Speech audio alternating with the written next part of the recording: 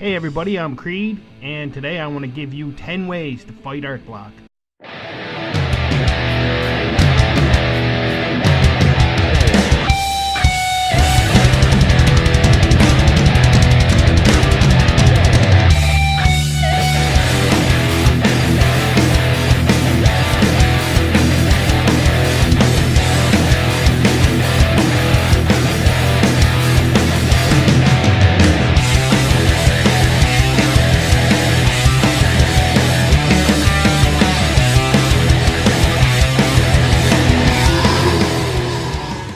So art block is a lot of different things to a lot of different people. Some people it's just I can't decide what to draw. Some people it's I don't feel like drawing. There's as many different kinds of art block as there are kinds of artists. To me, art block is difficulty in drawing. So I always have some.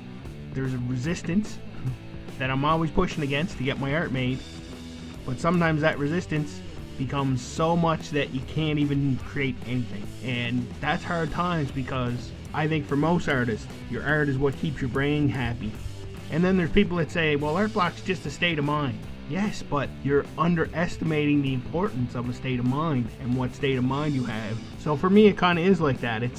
It's almost like I'm that buddy from Sliders trying to find his home dimension again when there's 50 million on this little device. I have to find exactly the right mood that's tuned perfectly for me to make art.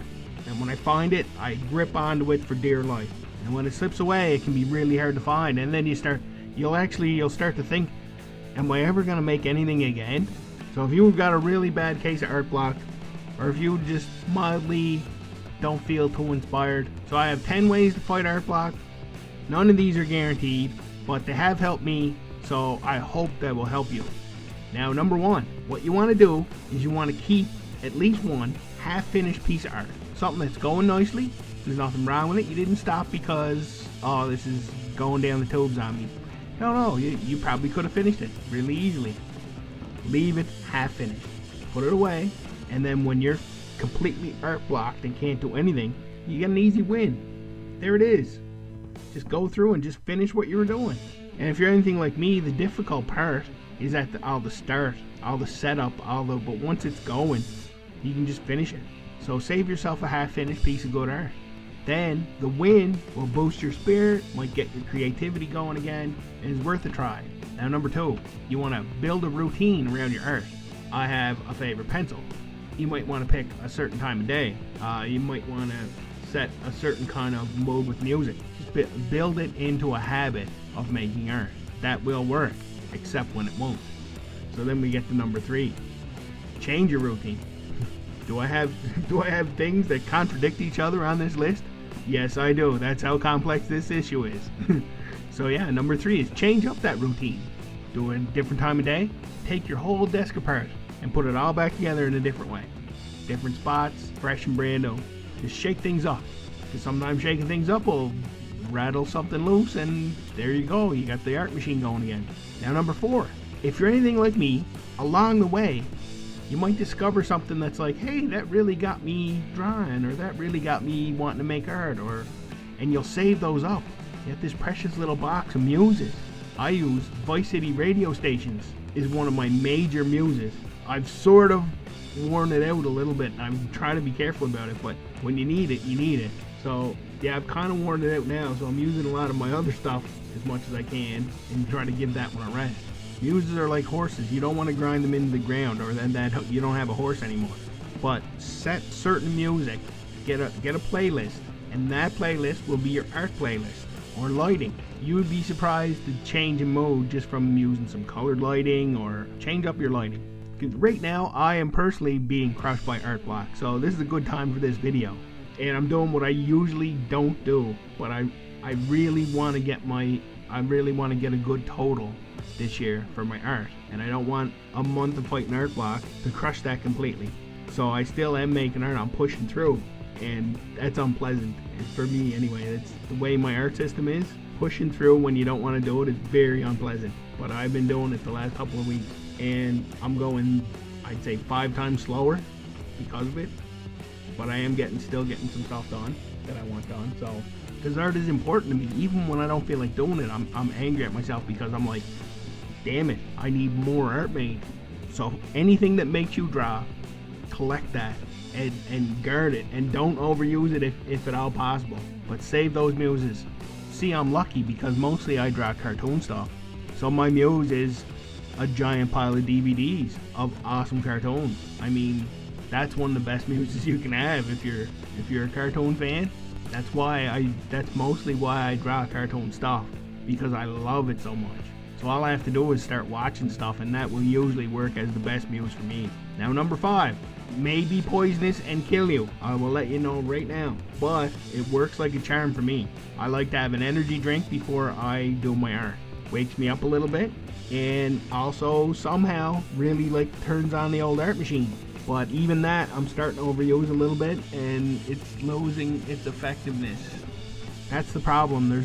You're not going to find enough muses for the time that you need them. You might want to try an energy drink before you, but if you do it only before you draw. If you do it any time of the day, you're not training your brain that this is art time. This is really what this is about, is training your brain. Now, number 6 goes more towards the art block of I don't know what to draw. Pick something you already drew that you like, draw a variation on it.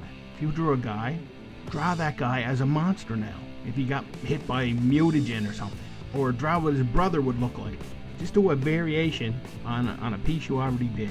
Now, number 7 is super important to me. Just finishing my 100 villains, taking me 4 years on this series.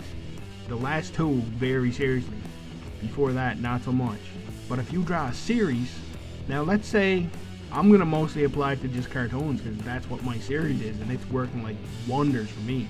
But if, I don't know, let's say you want to draw orchids and you're insane about orchids and they make you so happy that you just need to draw them, that works itself out because you want to draw more. When I started this, once I decided this was a series and I set the crazy number of 100, all I had to do was pick which villain I'm going to draw next. It's not, am I going to draw and what will I draw? No, I'm going to draw a villain. And then in your brain, if you're a big fan, like 30 villains come to your head, like, well, I gotta draw this guy, and I can't believe I haven't drawn this guy yet, and that other guy here, and then you just kind of circle around, and then if you still even can't settle on that, start watching the shows, watch a couple episodes of different stuff, and you'll pick a guy, and then just, there you go, that's your next guy. It's a process that runs itself after you get it started. That's what I have found, and that's done wonders. I've never drawn as much stuff than when I started my cartoon villain series. Now, don't start a cartoon villain series. Quit ripping me off. Draw orchids, everybody. But even if you say, I'm going to draw 25 army jeeps, because I love MASH. I don't know, whatever you want to draw. But if you set a series and you're halfway through, you're not going to be like, oh, I don't know what to draw. No, which one am I going to draw next is what you're going to say, and that's easier. That keeps the art machine going. Now, number 8 is along the same lines to shake things up, but try a change in materials. If you do digital, work something out on paper. If you draw cartoons, try drawing a portrait. And last year, actually, the end of the year, I surprised myself and I ended up drawing a portrait, a realistic for me portrait of Carrie Fisher as Princess Leia, as a tribute when she died. And I was really surprised. It's totally not my style at all, and not usually my subject matter, but it came out really, really good. And now it's got me thinking I need to do a little bit more of that kind of stuff too, just because I had so much fun. Just step way outside your comfort zone and pick a totally different subject and a totally different way of doing it. And if it comes out like crap, it didn't hurt to try.